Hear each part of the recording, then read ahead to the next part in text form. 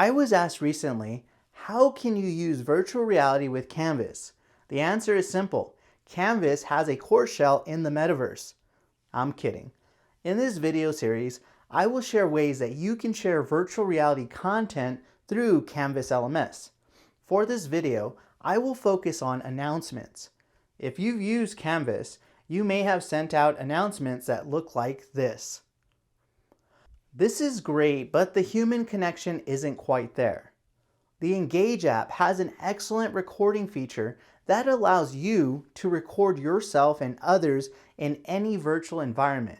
Learners can easily replay your recording, which will play out as if you are in the virtual environment with them. Gone are the days of asking students to watch your Zoom presentation. Instead, in VR, they experience it as if they would if they attended live. This is a great way to humanize your announcements. It's simple to do.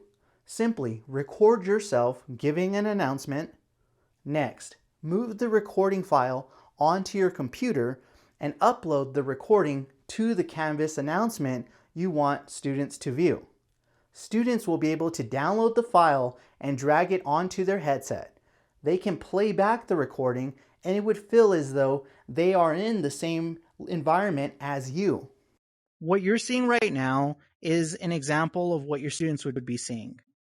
This is a great way of how you can enhance the announcements experiences in your Canvas courses.